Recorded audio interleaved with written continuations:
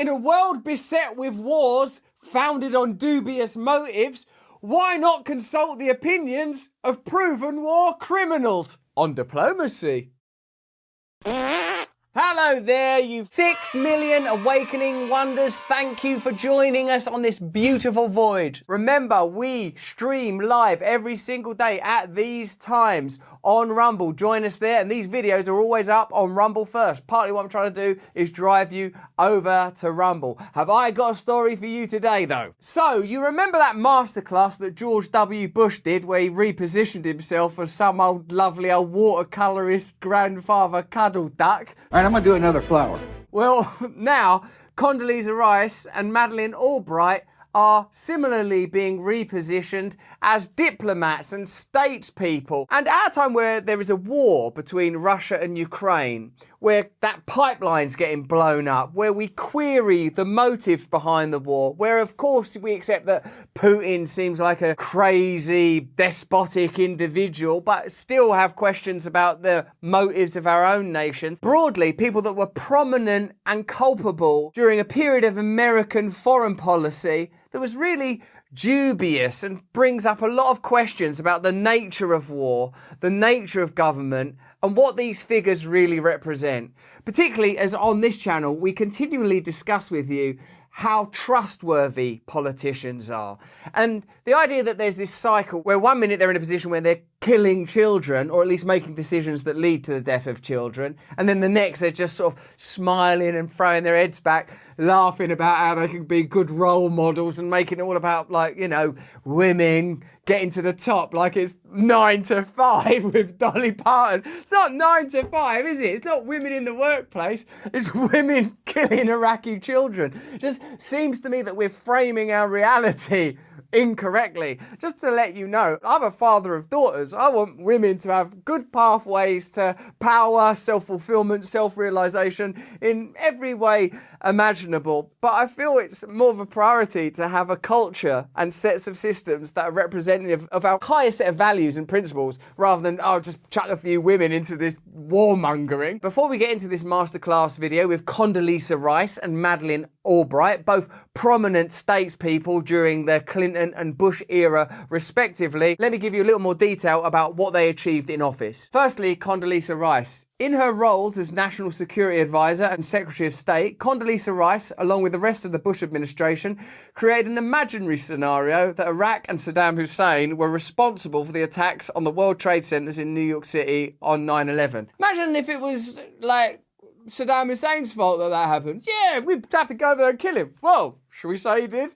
Yeah. It's nothing to do with it. It was no connection. We might as well have invaded Iceland or like wherever it is that Moana lived. This led the US into the illegal invasion of Iraq, killed millions of innocent Iraqis along with over 4,000 US soldiers. Condi approved numerous war crimes on behalf of the Bush administration using visions of mushroom clouds and other scare tactics. She also allowed torture to displace diplomacy as the hallmark of US foreign policy. Employing circuitous logic and Nixonian explanations, Rice recently explained away our misunderstandings about torture and international obligations by saying, by definition, if it was authorised by the President, it did not violate our obligations in the Convention Against Torture. That's the distillation of the idea that if the American government does it, then it's okay that they did it. And I suppose that that's a violation of any kind of principle, because it means that the principles themselves are irrelevant. It's just whatever you need to do in order to achieve your objective becomes the dominating idea.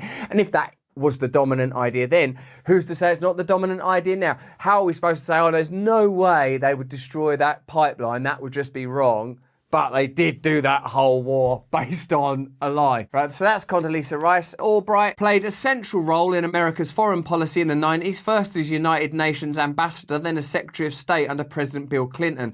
That period of history and its consequences for the war on terror can't be understood without understanding her actions. In particular, Albright spearheaded Clinton's disastrous stance towards Iraq. Albright's approach was both vicious in its own right and helped lay the foundation for the 2003 Iraq War. It was already vicious, and then Let's push it a notch further with war. In the context of the ongoing claims that the US and NATO are leading a worldwide campaign against Russian war crimes in Ukraine, the celebration of Albright's bloody record is a demonstration of grotesque hypocrisy.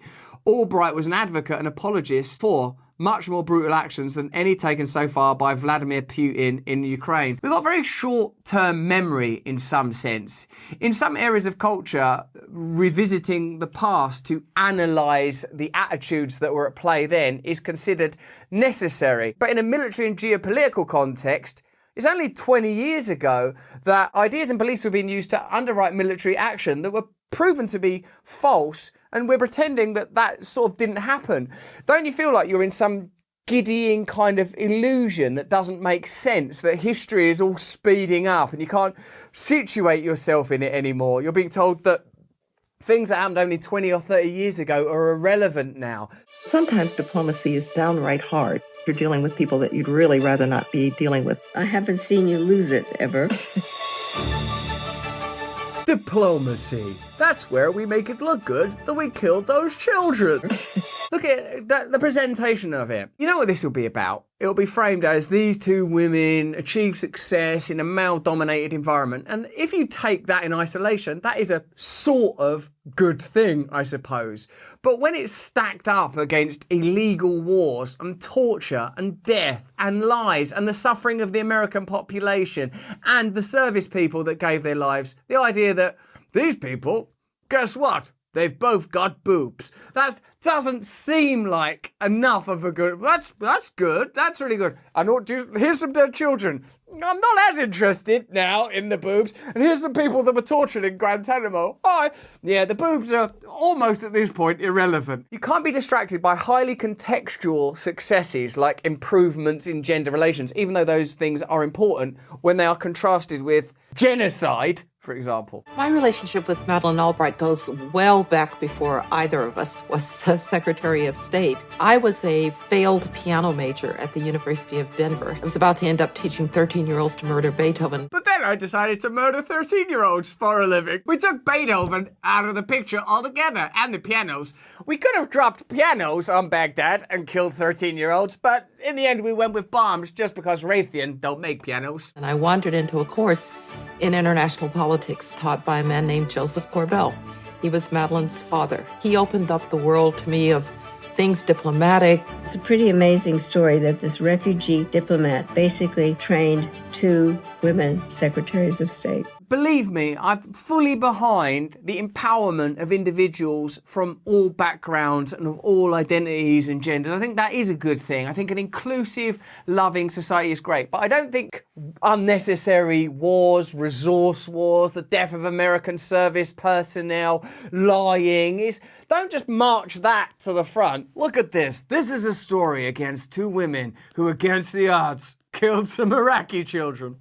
It's not Thelma and Louise, is it? Thelma and Louise, way to go, Thelma, way to go. They didn't, at the end of that film, drive that car into a school playground and run over a lot of innocent children, did they? They killed themselves. It was a self-sacrifice. Look, Thelma and Louise isn't the issue here. What I'm saying is, look at how we're being invited to view this as a success. 1 Republican, 1 Democrat, 2 women, sisters, coming together, showing the establishment what's what. Don't matter. We may be women, but we can torture people in Guantanamo Bay if we want. If we want to bomb innocent children, or if we want policies that will lead to the starvation of 500,000 Iraqi people, you go, girl! It's not Lizzo twerking with a flute. It's children starving to death. When I found out she was a Republican, I said, Condi, how could you be? We have the same father.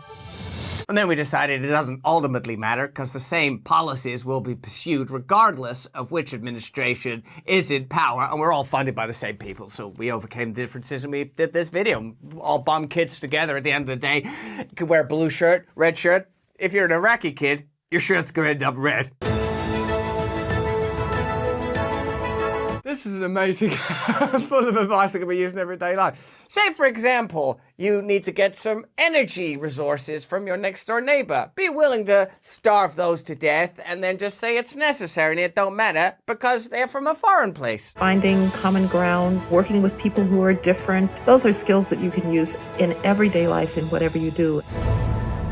It ain't relevant also. The skills required to be a person operating at that level of government ain't going to apply if you're running like a bicycle shop or a cafe somewhere, because those are skills that are backed by state power and the potential for monumental and monstrous violence. That's the nature of that power. That's the point of that power.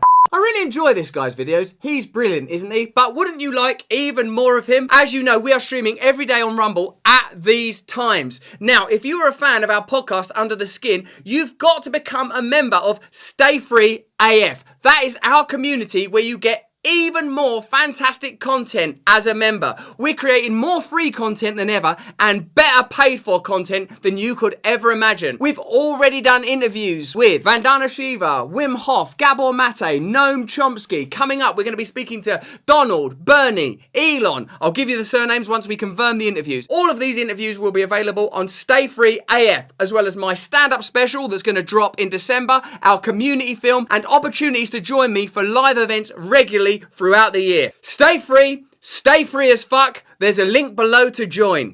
I should mention actually that Madeleine Albright did die last year, so God rest her eternal soul. It's not a criticism of her as an individual, it's more a critique on the vacuous, vapid, artificial, superficial, manipulative, propagandist nature of contemporary politics, where figures that participated in the large-scale annihilation and murder of innocent people can be trotted out as diplomats. Also note that it doesn't matter which team they're on, the whole thing's just a ludicrous spectacle. So the video's about that, and with all due respect to Madeleine Albright and people that are grieving her death. Perhaps the most notorious episode in Albright's career came in 1996 when she was asked on the CBS programme 60 Minutes about the deaths of 500,000 Iraqi children because of severe economic sanctions imposed on that country as part of an effort to undermine the regime of Saddam Hussein. More children had died in Iraq than Hiroshima, interviewer Leslie Stahl said. The price was worth it, Albright responded. And I suppose that's the nature of international diplomacy, is you have to be willing to sanction the death of 500,000 children and then say, it was worth it. We think the price is worth it. The colossal death toll among Iraqi children would be repeatedly cited by Islamic fundamentalists like Osama bin Laden as a reason for their shift from alliance with the United States during the US-backed guerrilla war against Soviet military forces in Afghanistan to targeting the US for terrorist attacks on 9/11. The US massacre of innocents became the pretext for Al-Qaeda's. Some people would say there is no objective reality, there are merely narratives that we're invited to participate in. And the narrative we're being given here is one where one patriarchal figure stewards two daughters of different hues into positions of political power, a triumph of feminism against male power. A more chronologically accurate narrative is that sanctions imposed under Clinton and Albright led to deaths in Iraq, and the cold response of Albright, it was a price worth paying, leads to Al-Qaeda mobilizing against the United States and the 9/11 attacks, which are then in turn used to attack Saddam Hussein again for something he was nothing to do with. So in the end, what you're left with is a circle jerk of bogus diplomacy, senseless, needless attacks, resource-led attacks, many people would say, on Iraq. And what at the end of it, you're asked to believe, oh, look, sisters are doing it for themselves. Albright's vociferous support of violence and regime change as US policy helped set the stage for the war that took place a few years later after she departed the government. In 1998, she expounded on America's right to bomb Iraq, proclaiming, if we have to use force, it's because we're America. We are the indispensable nation. We stand tall and we see further than other countries into the future. But remember, if you're an ordinary American person, you may not be benefiting from that hubris because you know that America is now a country in decline, and ordinary people are neglected and maligned. In a sense, when they say America, they mean American elites. And those, if you ask me, are globalist elites. So there you have it. We're invited to look at the contributions of these two women as a great achievement for their gender, a great achievement for their sex. But actually, politically, their actions led to a series of violent exchanges between America and the Middle East. Millions of people dying in Iraq unnecessarily. Attacks on America provoked by that action. Ordinary American service people losing their lives. And then a few years later, they're trotted out to talk about it as if it's a real victory for women in the workplace. I don't think this can be seen as a victory for women in the workplace unless your workplace is Guantanamo Bay or the rubble of Baghdad and the victory includes dead children. But that's just what I think. Let me know what you think in the comments and let me know what you think in the chat. Have a look at either of these videos. Sign up to my mailing list so we can stay in continual contact with you. More important than any of that is that you please watch us every day on Rumble and stay free.